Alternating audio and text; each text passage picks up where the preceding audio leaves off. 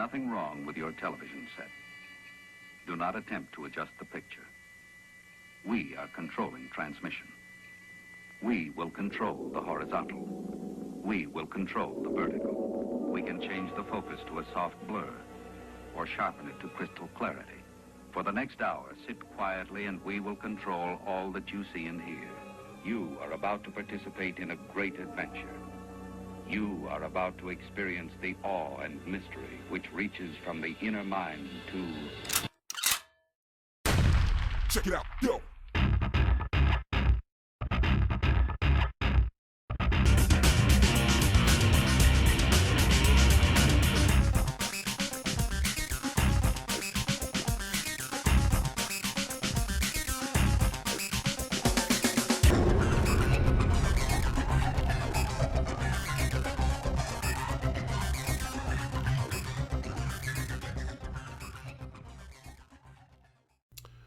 Hello, friends. How are you? Oh, it's been a hell of a couple of weeks. We did some recording with the Bandgeeks. I'm going to get right into it. The most schizophrenic set I've ever recorded in my life. We did, let's see, Hold the Line by Toto. Then we did I Had the Time of My Life by Bill Medley and Jennifer Warnes. Stonehenge by Spinal Tap. Yes. By Spinal Tap, Stonehenge. We did, what the hell else did we do? We did All Good People and The Move by Yes. And one more there was. Oh, Anthony sang I Am, I Said by Neil Diamond. And as I said, it was the most schizophrenic set I've ever seen put together. But it was the kind of thing where we knew we were getting a whole bunch of really good musicians together. So we wanted to play as many different genres of music as possible, and kind of showcase everyone's individual and collective talent. We had Rich Castellano, as you all know, from Bandgeek, with his lovely wife Anne-Marie, and Mr. Jarrett Pressman, one of Richie's guys, came in to play the Kazakhs. That's the saxophone kazoo on a couple of songs, and he also did the spoken word in Stonehenge. We're going to get around to all of those videos today. I'd like to show them to you. They've been posted on YouTube for a while, but I'd like you guys to see them right here on the Guilty by Association show. We had a great weekend, Sunday and Monday, Memorial Day. It was a blast. We were over at Anthony's house, hanging out with some other friends of mine, musical friends of mine, the Amish Outlaws. And if you haven't seen those guys, Google them. They're hysterical, and they are as nice as they are talented. These guys are just a bunch of sweethearts, man. Regular family guys. They have wives and kids, and I love all of them. We had a great time hanging over at the compound over in Roslyn, and kicking around at the pool. Had a barbecue. Dennis Farrell, my pal and beer fetcher, as it were. And he's a hell of a cook, too. He cooks up a storm, and he does a heck of a cannonball, which I'll be showing you as well. So, yeah, it was a great weekend. We had a really good time. I'd like to jump right into the version of I've Had the Time of My Life. That was it was done by Anne-Marie and Castellano and my brother, and I had no clue that these guys were as big O&A fans as they are. We really had no idea, but Anne-Marie was just a little nervous. I didn't find that out until I listened to their podcast. They gave no indication hanging out here. I'm a mess when I hang out with those guys because they're like, part of Blue Oyster Cult. Blue Oyster Cult's one of my favorite bands ever. So we found out a couple of interesting facts. One, Anne-Marie was definitely a little bit nervous. And two, she only had 20% of her voice. She felt as though she only had 20% of her voice, and she still sounded fantastic. Fantastic. She did 3 songs. 2 of them she sang lead on. She sang lead on Hold the Line by Toto and All Good People by Yes. And to do those 2 songs, you've got to sound good. You've got to have a good voice. And she definitely came to came to the table for those two, as well as I've had the time of my life. I'd like to play that one for you. We're going to get into it right now. This is Anthony singing lead, Anne-Marie singing co-lead, Richie on bass, Rich Castellano on bass, myself playing guitar.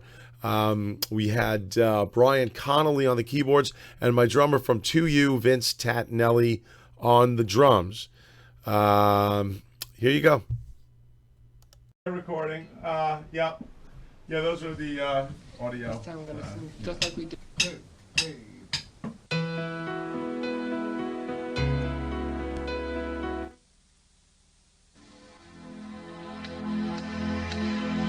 I had the time of my life. Now I never felt this way before. Yes, I swear it's the truth, and I owe it all to you. 'Cause I've had the time of my life, and I always thought of you.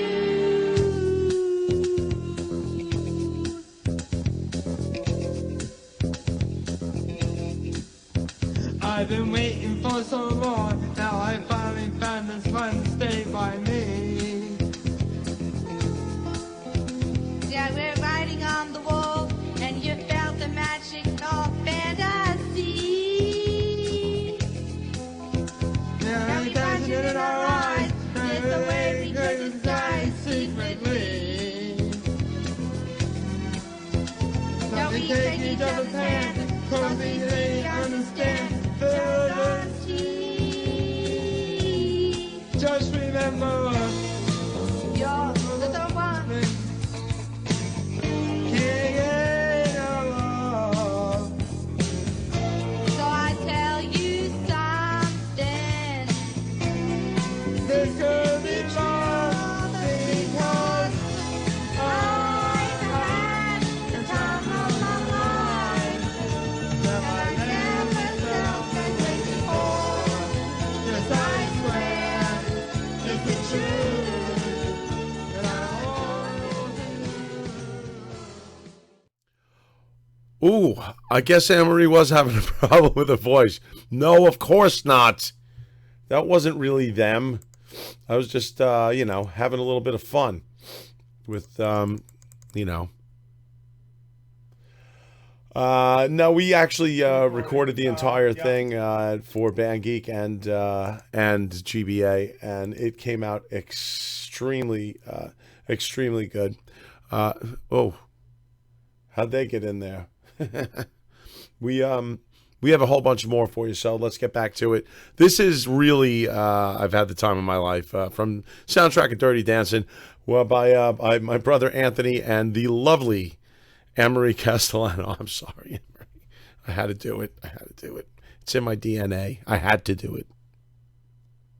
Had the time of my life, and I searched through every open door till I found the truth, and I owe it all to you. Hey, baby, with my body and soul, I want you more than you will ever know. So we'll just let it go. Don't be afraid to lose control. Yes, I know it's on your mind when you say, stay with me tonight. Just remember, you're the one thing I can't get enough of. so I tell you something. This could be love because I had the time of my life. No, I never felt this way before. Yes, I swear it's the truth, and I owe it all to you, 'cause I had the time of my life, and I searched through every open door till I found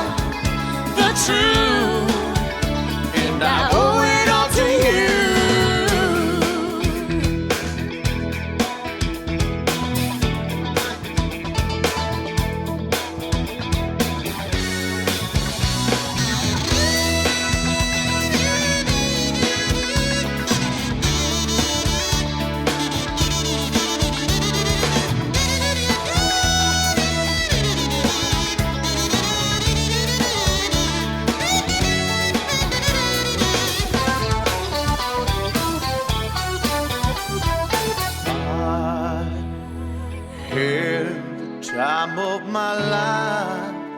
No, I never felt this way before. Never felt this I way. swear it's the truth, and I owe it all to you, 'cause I had the time of my life. No, I never felt this way before. Yes, I swear it's the truth, and I owe it all to you, 'cause I had the time of my life, and I searched through every open door till I found the truth, and I owe it all to you.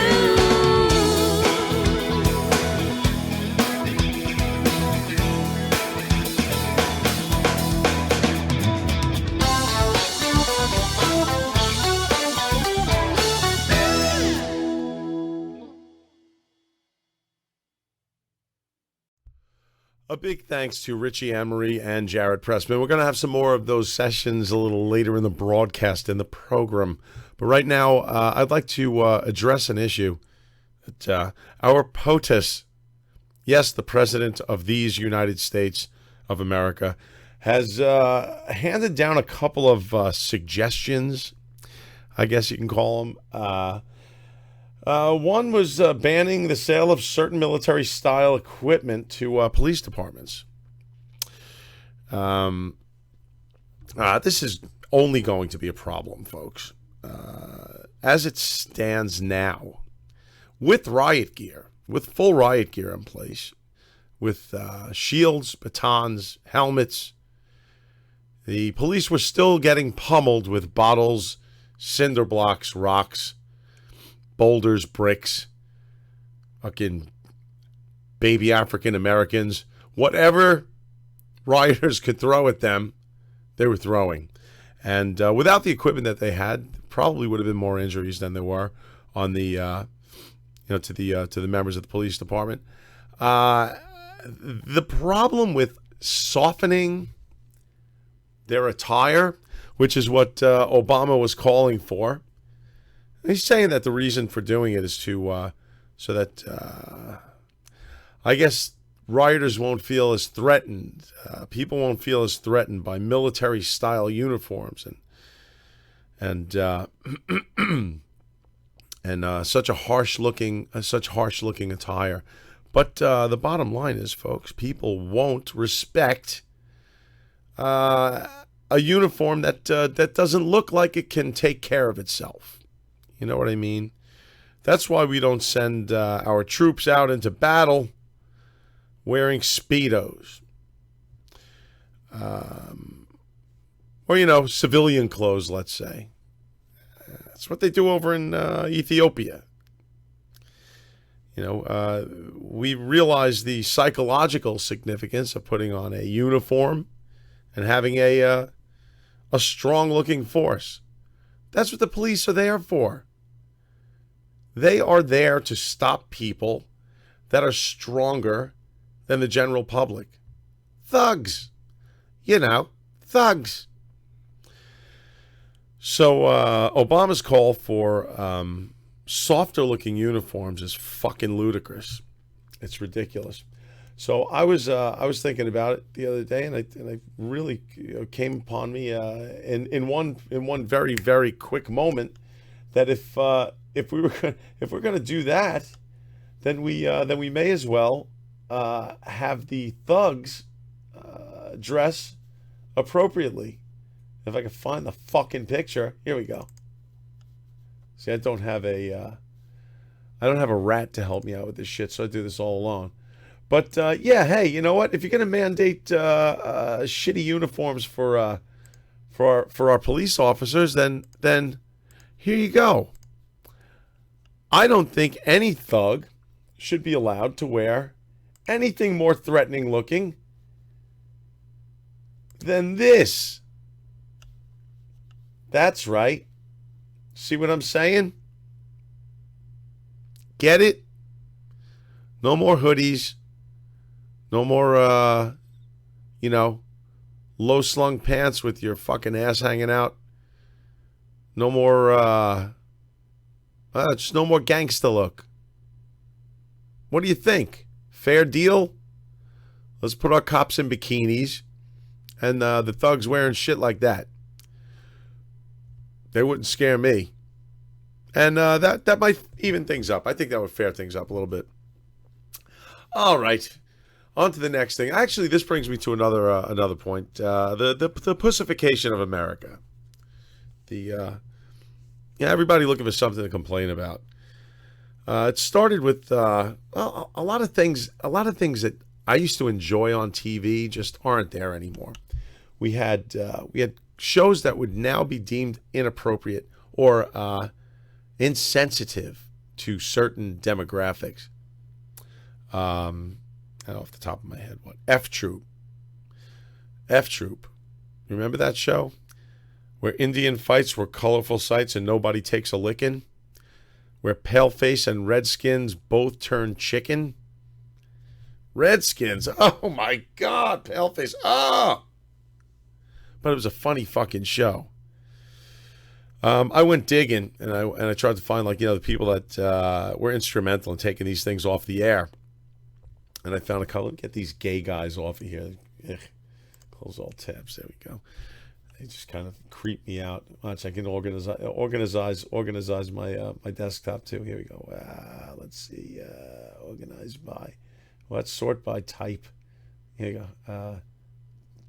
Type. A clean desktop. So I found a couple other things that people like. I would imagine the NAACP. I know Bill Cosby had a whole lot to do with taking the little rascals off of TV. So there was some I don't know what they would consider to be racist or biased. I don't know. But hey, feet don't fail me now. That was funny back in the day. Made me laugh. All the white kids with the little chocolate on their mouth, and they got around to Stymie and he had a vanilla one. I don't know. It was cute. It was funny. But Bill Cosby found that to be highly offensive, and evidently, I don't know if it's rumor or not. I don't think it is.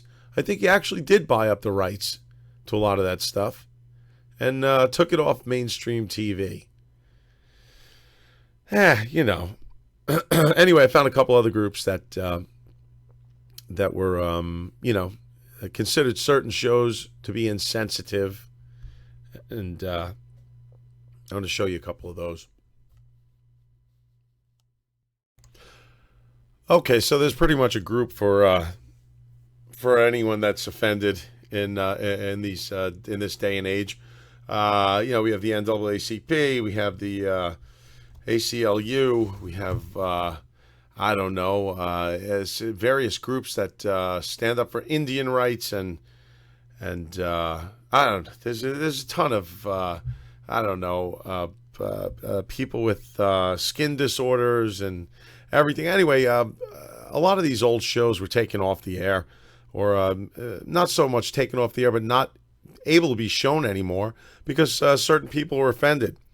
There were some lesser-known groups that I came up with, that I dug deep to find, and we're going to see who's responsible for taking what off the air. One of my favorite shows of all time, F Troop.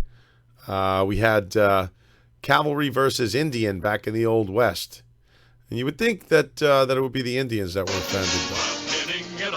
But I'll show you what the problem was. So it was Bandgeek command.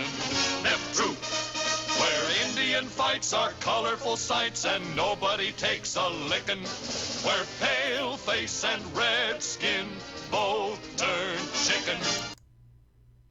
All right, there was the problem, folks. It wasn't the pale face and red skin part. It was the chicken part. Frank Perdue, president of the Proud Chicken, the PCS, the Proud Chicken Society, evidently had a problem with calling paleface and redskins chickens. Not only Frank Perdue, but as well, chickens had a problem with that. That sucked. Another one of my favorite shows that were taken off the air, that was taken off the air a while ago, The Munsters. And again, for reasons that you would not expect, but it's the pussification of America, folks.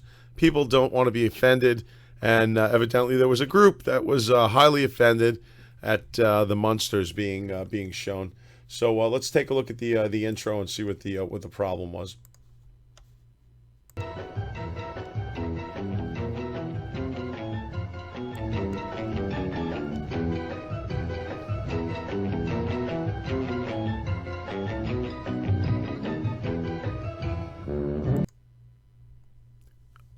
Marilyn.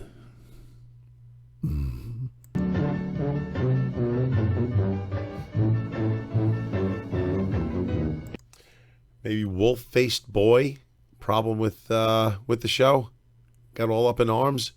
You know, the little kid in the Guinness Book of World Records. No. All right.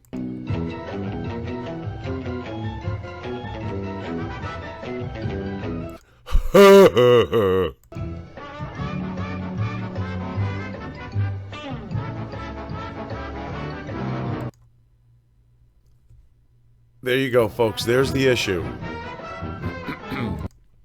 Evidently, a group called the People Who Look Like Herman Munster Society decided that it was a little bit too much for them to handle, seeing this Frankenstein-looking guy every week.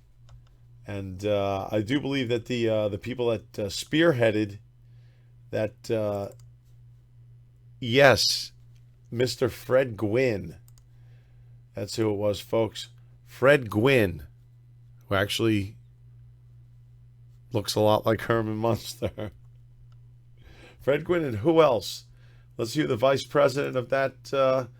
Yes, it was Tony Robbins, the motivational speaker, Tony Robbins, who does look quite a bit like Herman Munster or Frankenstein, depending on where you're standing. Okay. That was why the Munsters was taken off the air. Let's take a look at another look at another show. And one of my favorite shows of all times, folks, the Mr. Ed Show. Hello, I'm Mr. Ed. A horse is a horse, of course, and no one can talk to a horse, of course. That is, of course, unless the horse is the famous Mr. Ed. Go right to the source and ask the horse. He'll give you the answer that you endorse. He's always on a steady course. Talk to Mr. Ed. Evidently, this was a group called the Horseface People Protection Agency, and that was spearheaded by, yes, none other than Jim Varney. Otherwise known as Hey Vern, that guy, and I believe the second in command of that agency was the lovely Sarah Jessica Parker. Yes, folks, that's right. That is the HFPPA, the Horse-Faced People Protection Agency. On to the last one. And last but not least, folks, and I promise I'm almost done with this terrible bit, is Bewitched. Now, there's no such thing as witches. But are there really no such thing as witches? Elizabeth Montgomery was a piece of ass witch. Remember this?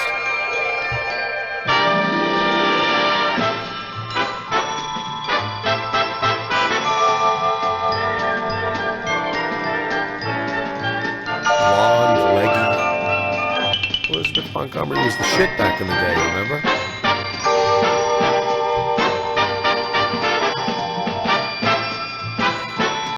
Well, anyway, this show was one of my favorites again, and it was taken off the air by the witches. It's a WWALLW, the witches who actually look like witches. And that was headed up by President Margaret, who else? Margaret Hamilton, who played the Wicked Witch of the West in The Wizard of Oz. And it was taken after Margaret Hamilton, her untimely demise. It was taken up by none other than, yes, Hillary Clinton, a true living witch. That fucking cunt. Alrighty, that's about it. Thank you very much for putting up with my my shit here, and we're going to get back to a little more music. This next thing coming up is was actually thought up by Rich Castellano, and it's a version of the Spinal Tap song Stonehenge, which was done in a perfect form. It was done extremely well. My brother's singing, Rich playing bass, I'm playing guitar, keyboards Brian Connolly, Vin Tatinelli on the drums, and yes, Jared Pressman doing the spoken word portion of this song. So stick around for this, and I'll be back right after this one with something else to fuck around with.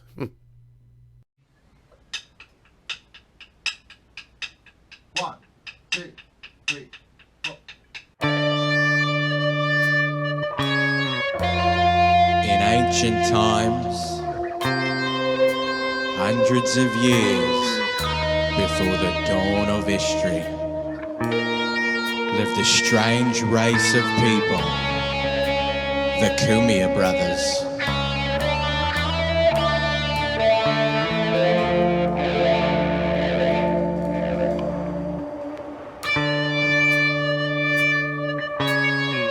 No one knows who they were or what they were doing, but their legacy remains hewn into the living rock of Stonehenge.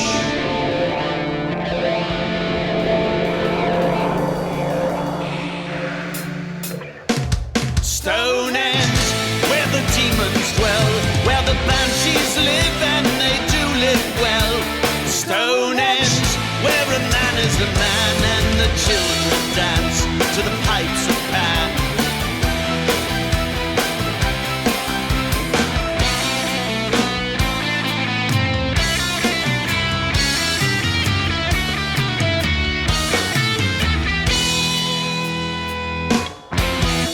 Stonehenge, 'tis a magic place where the moon doth rise with a dragon's face.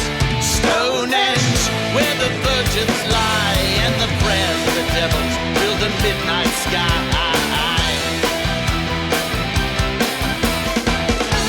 And you, my love, won't you take my hand?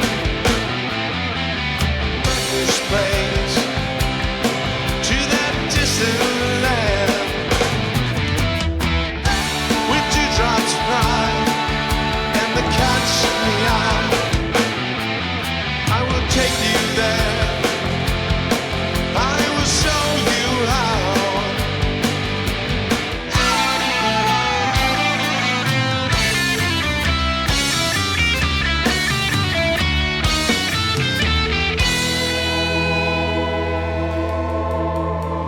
And oh, how they danced, the little children of Stonehenge, beneath the haunted moon, for fear that daybreak might come too soon.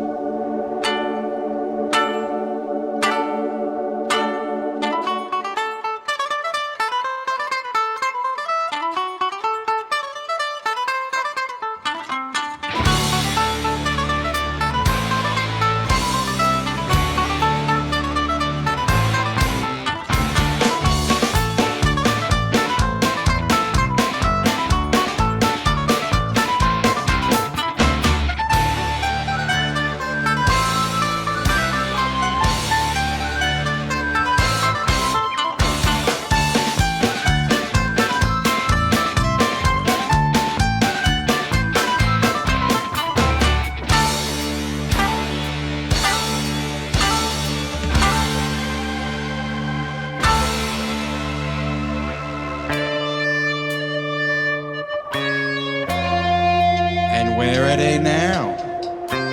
The little people of Stonehenge. And what would they say to us if we were here tonight?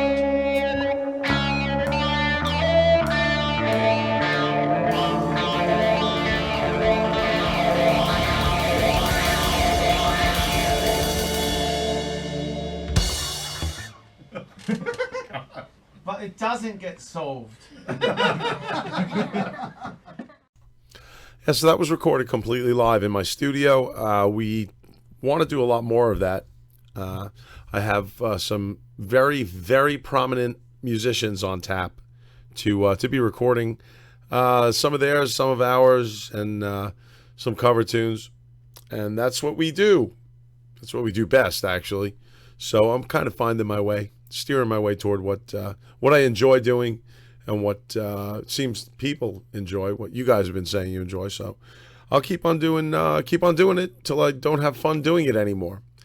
By the way, this weekend my U2 cover band is going to be in Central Park, yes, New York Central Park, for the Healthy Kidney 10K run that's put on by the Emir, the president of Abu Dhabi, UAE, United Arab Emirates, every year, and we play the ceremony after the run.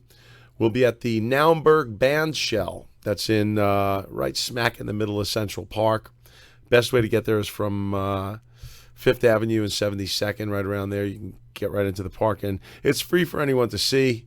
We do a set very early, about 9:30. I guess it's 9:30 a.m. we start. And we play a half-hour set, and then we're doing 2 15-minute sets after the awards are given out, right at the Bandshell as well. So after we're done with that, we hop on a plane to JFK and fly down to Fort Lauderdale. We're playing at the Boca Raton Resort down in down at Boca Raton, actually, at the Waldorf Astoria, the Waldorf Astoria Grand Ballroom. So anyone that's down in Florida that wants to come see a Journey show, it's actually the Journey show with my my man Danny Gagliano. He's the Steve Perry clone. We've upped things a little bit, folks, since my singer and I parted ways. He has been back since then, though. He's done a couple of shows with us, but I've hired a couple of guys that are a little more expensive, but just that much more authentic. A Bono impersonator by the name of Matt Easter. You can Google him. He's all over the web. As well as Danny Gagliano, the premier Steve Perry impersonator. So, yeah, we'll be down there. This next song that I did with Bandgeeks and with my brother as well is I Am, I Said by Neil Diamond. And Rich had a feeling that Anthony was going to be able to nail this one. Really nail any Neil Diamond song. He's got a knack for impersonation. And Neil Diamond's no exception. He sings it extremely well. This was recorded live in the studio as well. This is I Am, I Said by Neil Diamond. Again, I'm on guitar. Rich is playing bass, Richie Castellano. Anne-Marie is doing video all over the place. I think she's got 2 cameras at once. And Vin Tatnelli playing drums and Brian Connolly on keyboards. And this is I Am, I Said, Neil Diamond.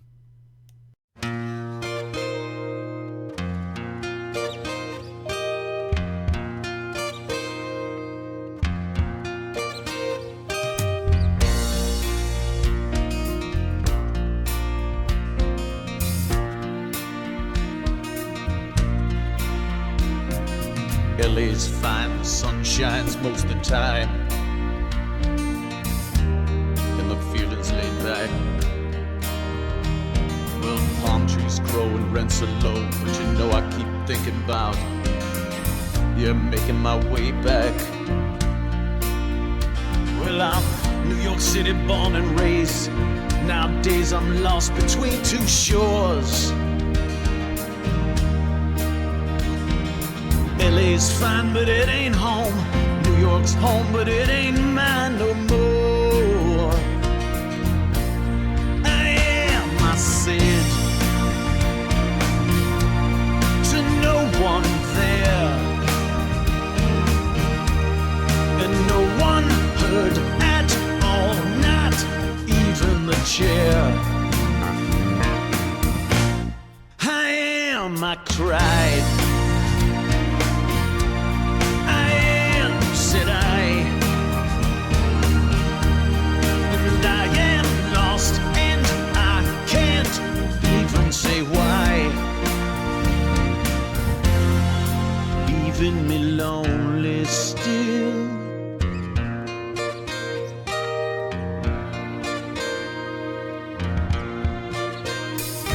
Did you ever read about a frog who dreamed of being a king and became one? Well, except for the names and a few other changes, talk about me. Well, the story's the same one. Oh, but I got an emptiness deep inside, and I tried, but it won't let me go. Yeah, I'm not a man who likes to swear. I never cared for the sound of being alone. I am, I said, to no one there, and no one heard at all, not even the chair. I am, I cried. Said I, and I am lost, and I can't even say why. I am, I said, I am, I cried. I am.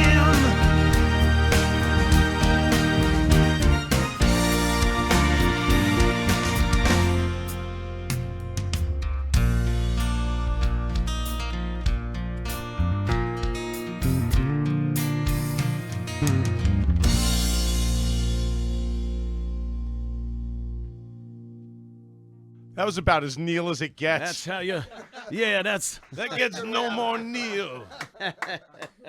About as Neil as it gets. Okay, when I first started the show, I was screwing around a lot with the interviews. I cut a lot of stuff out, and there was an interview with a guy by the name of David Duke, who's a clear anti-Semite, although he did have a couple of pretty decent points to bring up. I guess within every insane person, there's a little bit of common sense and knowledge, but yeah, I don't take him out of the category of racist by any stretch of the imagination. But he was a presidential candidate at one point, and he's active. I don't know where the fuck he's active, but he's a character, and I had him on the show early on. I cut a lot of his stuff out. It's a long, very long interview. So I chopped it up again. I'm going to give you guys some of that. We'll be leaving you out of that. I'd like to thank again Richie Castellano and the people from Bandgeek for coming to GBA and giving us a bunch of stuff to show you on our podcast. And as well, I would like to thank my brother for coming on and doing some singing. It was a lot of fun. I'm sure we'll be doing something like that again. We're going to cut out right after the David Duke interview, so enjoy it, and we will see you guys next week, same time, same place. Have a good week, folks. See ya. Hello? Yes. Hi. Is this Dr. Duke? Yeah, just keep the noises for a minute. I'm finishing my last cup of coffee. Okay. And then we can do it. Would you like me to call back? I'll call back in about 5. No, I'm fine. I just finished brewing it. I can drink in about 2 seconds. Oh, okay. Take your time, man. We're in no hurry. I'm looking forward to the show. What do you want? Just talk about what we're going to cover on the show today. I'm sorry? Let's talk about what we're going to cover on the show right now. Oh, I'll tell you pretty much anything you'd like to. I mean, we're wide open to any type of discussion you'd be willing to have. I mean, we're open, honest, and straightforward here. What's the main thrust of your program? Right now, it's pretty much everything and anything. I'm a musician originally. I've been doing I've been into podcasting for about several months at this point, and I've had some pretty notable guests on the show. I have a definite idea and stance as far as social issues and my political views, and some of them are in line with yours. We can speak about anything you'd like to, as honestly and openly as you'd like. Maybe a little bit about your your past political career and some of the things that you foresee for yourself in the future. All right, I'd be happy to do so. Great. Okay. Who are some of the guests you've had on before? Well, I had Pat Cooper, a comedian that you may be familiar with, an Italian. He's a he's an old school comedian. Another gentleman by the name of Vincent Pastore, he was a big pussy on The Sopranos, if you remember him. He was the guy that got rubbed out in the first season. He was snuffed or what do they call that in the old gangster movies? He was. See, I'm not a good Italian, Dr. Duke. I don't even know. What do they call it when? It's not obliterated. What is it? When Tony would whack somebody. That's it. Whacking. A whacking. Yeah, he was whacked. That's whacking. That's right. And I had him on the show, and it was interesting enough. I found out that he was a musician, so we actually made a play date together. I'll be playing guitar for him. I'm a longtime guitarist. That's cool. So I'm kind of stretching out at this point. I guess one of the first things I want to ask you, I was looking on your wiki, on your Wikipedia, and it said that. That's bad. I mean, it totally is really edited. It is, right? Yeah, I kind of figured it wouldn't be as accurate as your website. I mean, your website you take care of, I would imagine. You have complete control over. And Wikipedia, as we all know, believe half of what you read and none of what you read.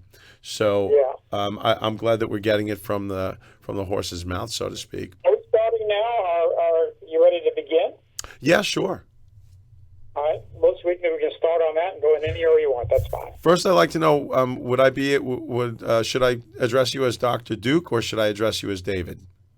Either way, I think it's always nice to put somebody's legitimately earned title because they do that for the other side. So I like it because it at least gives a degree of authority so I can compete with the other people they always interview like that.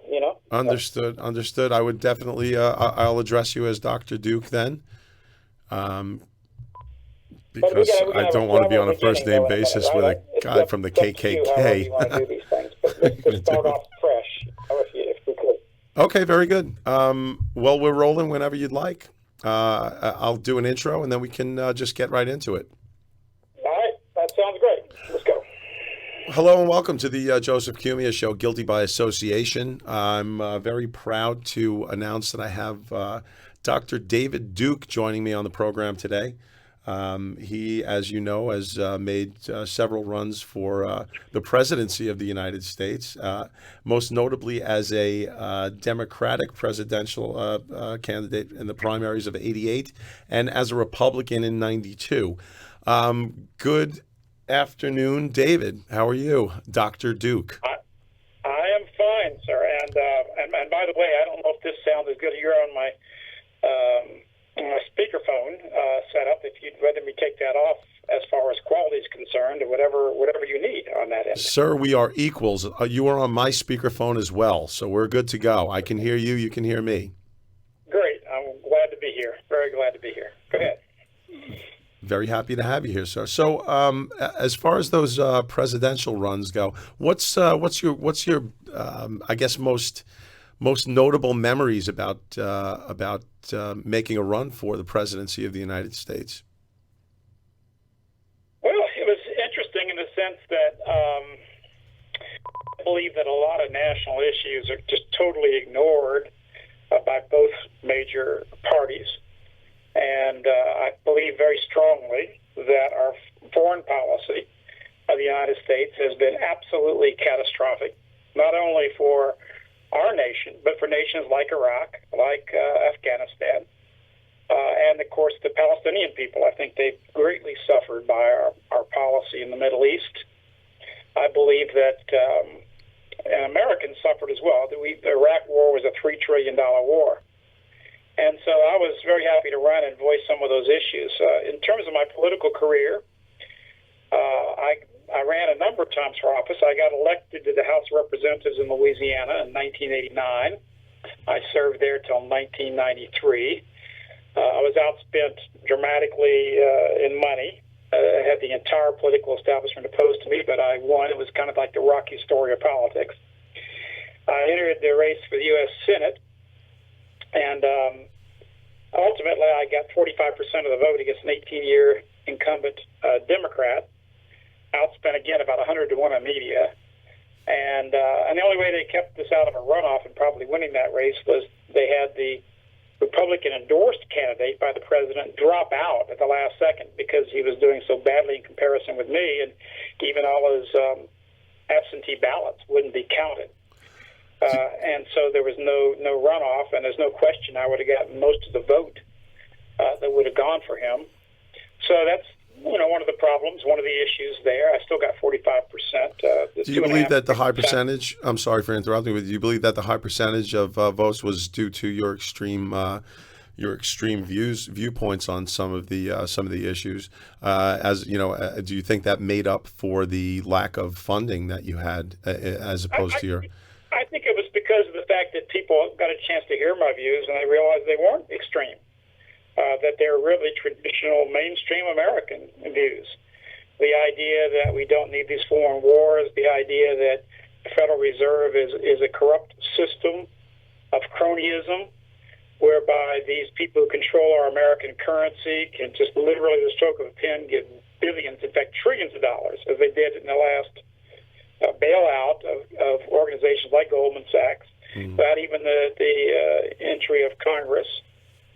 That the American people had legitimate concerns with the massive immigration coming into the country, and how that this was going to socially affect the nation in many ways and cause many enormous problems in terms of rates of criminality, and also the new ethno-politics that we're in today, which I don't think is a healthy situation. I like a harmonious nation, and there's a lot of reasons why massive immigration does not really lead to peace and brotherhood. So I don't think it was any extreme views. I just think that they liked the fact that I was, outspoken and honest about all a lot of views, and that's why I had the support that I did.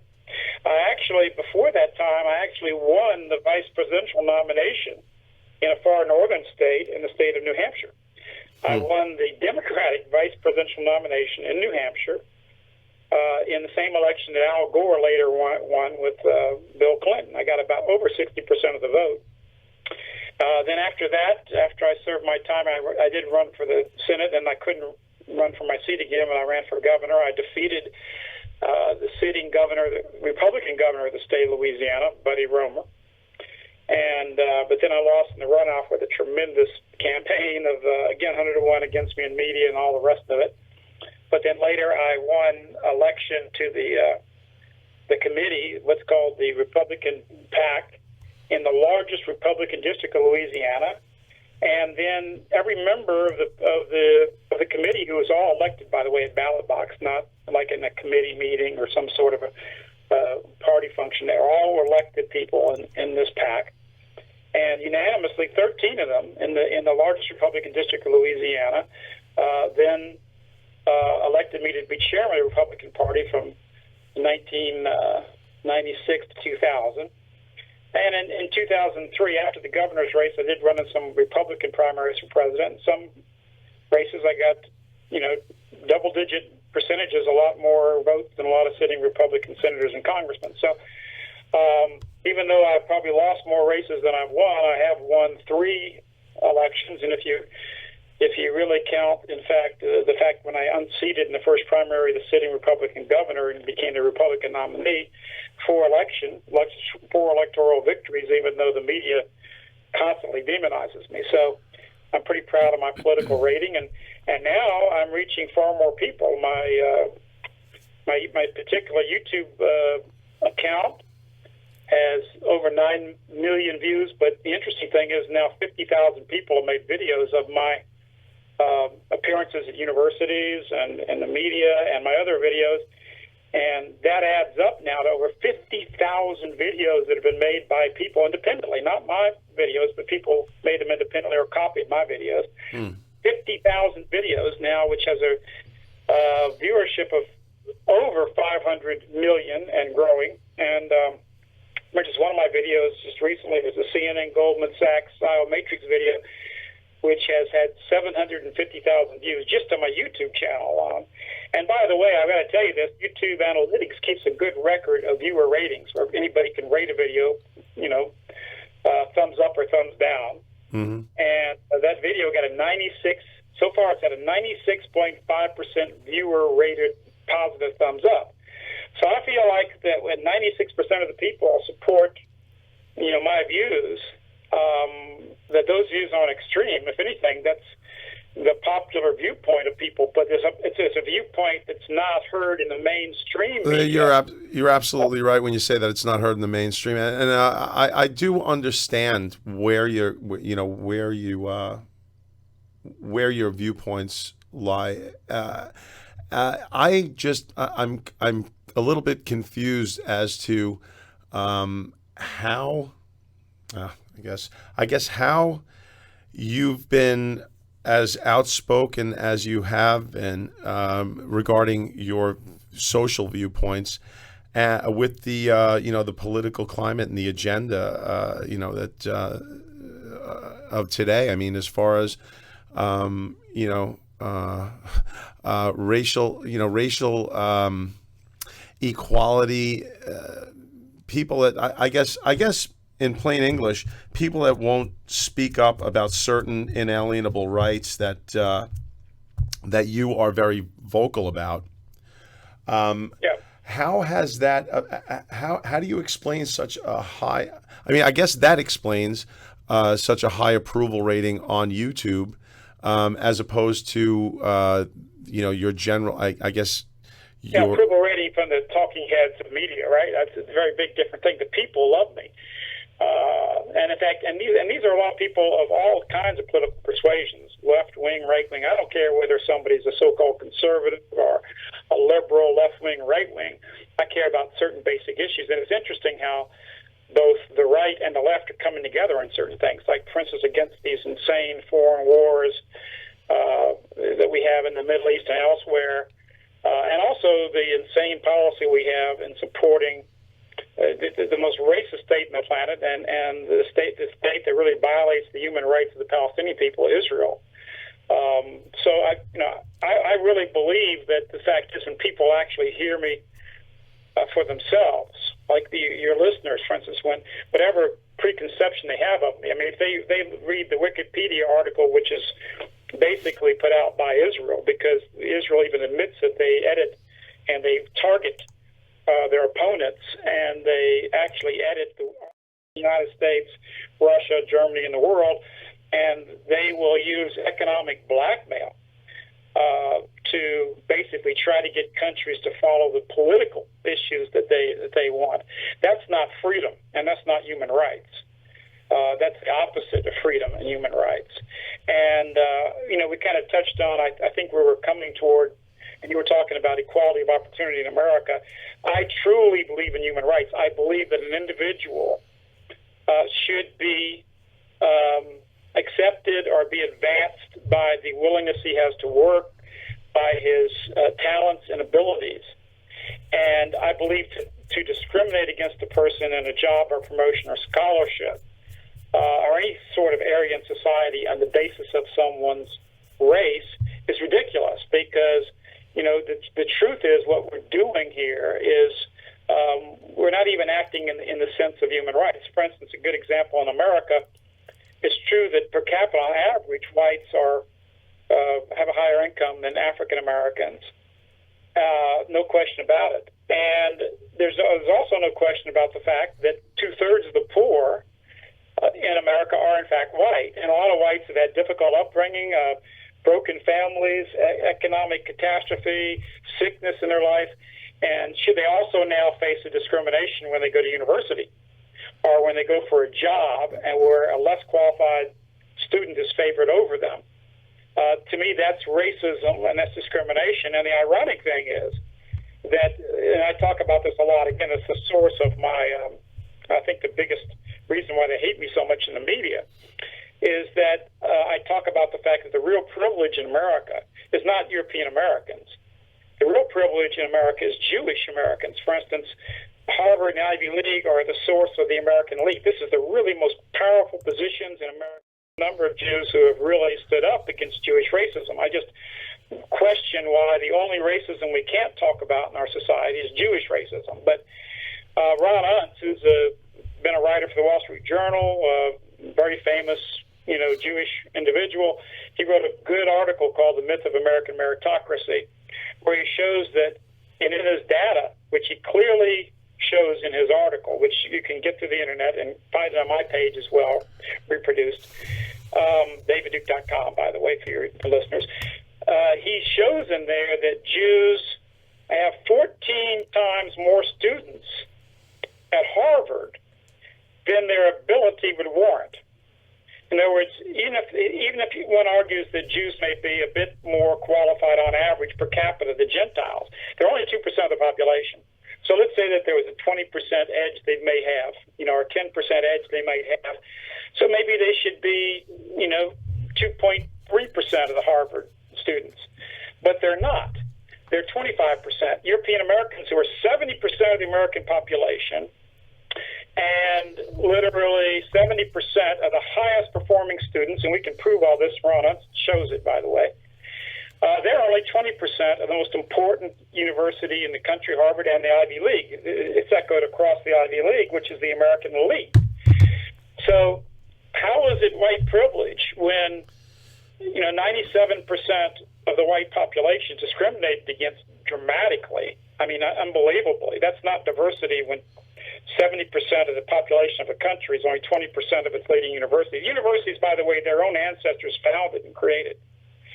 So how is this privilege? No, the privilege is Jewish privilege. And it's proved also with Alana Kagan, who I mentioned earlier. She later went to the Supreme Court. She was nothing but a big Jewish racist. And she made a number of appointees to the Harvard Law School. While she had a tenure, she was appointed. What's changed is the culture of this country, which has not only hurt black kids, but also white kids. Now, you talked about how bad gangster rap is. I mean, this is where I go back to I'm sorry to hark back to the same question we talked about earlier. But gangsterism didn't just, gangster rap didn't just initiate. It was started by the Jews. It was promoted by a very Jewish-controlled music industry. And it was promoted by Jewish-controlled media, I knew it was coming. Magazines, and so forth. Popularized by Hollywood, we start introducing all this hip-hop and rap into their music looking to make scores money and off the the movies blacks. and all that. And The glorifying insidious this Jew stuff, uses the okay? black as his muscle. That's the reality of it. The truth is, gangster rap would have just been a little thing among some elements of blacks. It's not for the It would have fact been that it went forgotten about. mainstream If the Jews and didn't have promoted anything to do with it, it would have been media. forgotten about. And the Ferguson issue wouldn't have produced all this anti-European American hatred, and I think there's a lot of it in our society, and also self-hate among European Americans, except for the fact that the media promoted it overwhelmingly. They basically distorted the whole pictures of this whole event with this police officers, and there's all kinds of evidence that the whole story we got for so long that they shot this guy in the back and all this stuff. We know that's not true because the forensic evidence shows it's not true. It also shows that the guy didn't have his hands up. It also shows that the last shots fired by the police officer were shot to the head, which is obvious that he wasn't trying to kill the guy to begin with, but he was being rushed. This guy was coming on. I mean, he looked like he was high on some drugs anyway. Right. But they profit by this characterization, and they want to continue to stimulate a black bloc vote in America, while at the same time they tell white people that you're evil people, that you should hate yourself. But that's how one ethnic group gets control over another. Yeah, there's a lot of that going on these days, for sure. There's a lot of there's a ton of white guilt. You on that, but I'll say something else to people, and this is very important for your white audience. European American audience. Well, European Americans shouldn't be manipulated to just hate African Americans, because you've got to understand. I mean, again, when I grew up in New Orleans, a little personal story here. When I grew up in New Orleans in the 50s and 60s, early 60s, I would go down to a black garage in the middle of the black ghetto to work on cars. My dad used to take his car near where he worked at Shell Oil in New Orleans. With no fear, right? With no fear. No fear whatsoever. With no fear. At all. I'm telling you, I know. I We understand. had black housekeeper died. My mother and sister and I, my father was working, were the only white people at the funeral, right down in the biggest, darkest, most dangerous part of the Tell them all about CI. We had no worry, no fear. The deepest, darkest of and Louisiana. Also, didn't have any fear then. Okay, so something's changed, and what's changed is that it's the culture that's changed, and the people who run today's culture, the people who are the mediators of our culture, are a particular group that advance certain ideas. So 600% more crime. A lot of white people look at the television set and they see these people, Ferguson, kind of rioting and all this stuff. But again, if you read the newspapers all over America, if you watch the TV broadcasts, black teenager shot down, he was, a nice kid, or with all this stuff, which is not true. When they see this is what fired up, and this creates even more violence. There's 25,000 white women a year in America, according to the Justice Department, and that's with the black head of the Justice Department is the head of all these compiling of these statistics. 25,000 white women are raped, assaulted and raped sexually by black males. Those same figures kept by the federal government in a national crime, analysis, okay, by the U.S. Justice Some of them Department. love it. Some of them fantasize about that shit. So small numbers of white take me, raping black Mandingo. women, it's not even showable. I guarantee you there were 25,000 black women being raped by black males and no white women being raped by Are you a cuck, Dr. and no Duke? black women being raped by white males. There'd be marches in the streets male about the raped by a white horrible male? rape and murder of whites against black women in the country. We have a controlled media in America, okay? And we have a controlled media that has an invested interest in making white people hate themselves, be demoralized, to agitate non-Europeans against Europeans politically and socially, and that's exactly what they're doing. Because for them to take over the American government society, they basically had to divide European Americans.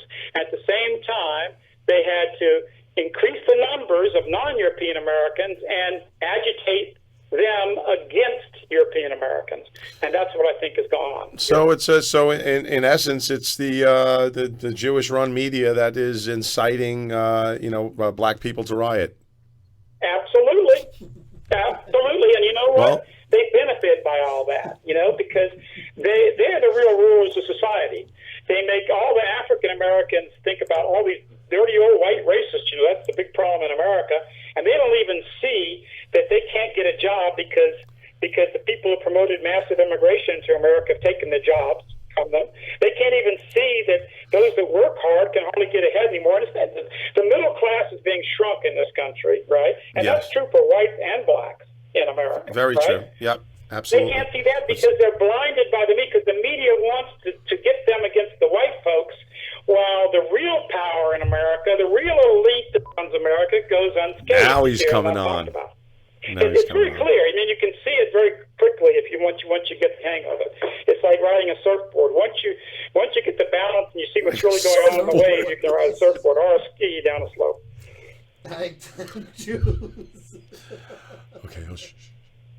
You still there? Oh, I'm sorry. I am absolutely, yes. I was. I got you speechless. I must be saying something pretty powerful. I'm pretty much. Yeah. I'm pretty much. Well, as always, Dr. Duke, you speak the truth. Your opinion is completely that's another one. Your opinion is completely undiluted, and I would like to thank you implicitly for coming on the show. I would look forward to having you on again, perhaps passing you along to my brother's show as well. Once again, I would like to thank you for coming on and sharing your time with us. Thanks very much. Well, I appreciate your open-mindedness and open approach, and that's the duty. I think I have a radio program myself, and our duty for all of us is to let all points of view flourish, and then people can make up their own minds. Would you like to plug? Would you like to plug the show? I'll be happy to. In fact, I'll tell you what I'll do. You can give me the time so it's going to air. When will this air? This is actually it's being taped. We're not 100% sure when the air date is going to be. I have a producer that's working on that, so we're going to be. My show is a huge audience. Not only do we have tens of thousands of live online, as we know we can track our listeners per show live, and the show then is re-aired 2 times. Then we have archives that get double that amount over a 24-hour period and beyond. And then I also am on a... Hey, Jim? Yeah. Hang on 1 second. I'm going to conference you with David Duke. You want to talk to him? David Duke? David Duke, yeah. Yeah. Okay, I'm conferencing you. Hold on.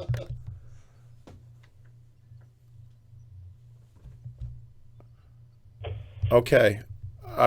Dr. Duke, are you still there? Dr. Duke?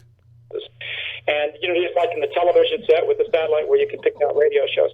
So we get a lot of listeners, and I'll be happy for them to share this program so they can get a sense of your show. And I know we can bring you a lot of listeners, and I'll be happy to do that, because any program that has controversial people on, by the way, I'm all about controversy, sir. Have on people from all points of view. I think we can learn from, even from communism. I'm very anti-communist, obviously. My last book was The Secret Behind Communism. But I like to hear different people's points of views, because I think there's something we can learn from about everybody. And there's also, when we see fallacies in arguments, there's something we can learn that strengthens our own point of view. So, David, I'm sorry for interrupting, sir. We got your plugs. I appreciate it. And Jim, are you on the other line? I don't have Jim. Okay. Yeah, I had my second caller, my second guest coming on. We went quite a bit over, but again, I appreciate your time, and thank you so much for appearing on the program, sir. Well, contact me right away. Let me give you, you have my email address. Just absolutely. Right we'll let you know. Yeah. We'll let you know when it's on. Yeah, let me know very soon so I can give people a heads up. I will do that, because sir. I want to give them as much advance notice as possible, and I think we can bring a lot absolutely. of listeners. I'm more than happy to do that. That's my that's my agenda. Thank you very much, Dave, Dr. Duke. Have a great day. You're welcome, sir. Thank you, and good luck to everybody out there. Appreciate you all listening with an open mind. Thank you. So long. Bye. Hello, Jim. Yeah. Oh, Jesus, I am so sorry, man. Dude, he's certifiably fucking insane. Do you know who I'm talking about? You know I don't. Dr. David Duke. He was a presidential nominee and Grand Wizard of the KKK at one point in time. Oh, that's right. Okay, yeah. I remember him. So you know who I'm talking about. Holy shit, does he hate Jews? Oh yeah. He's really got the ass for Jews, man. Oh yeah, I gotta get you. Hold on, I'm stopping a recording right now. Hang on, man. We now return control of your television set to you until next week at this same time, when the control voice will take you to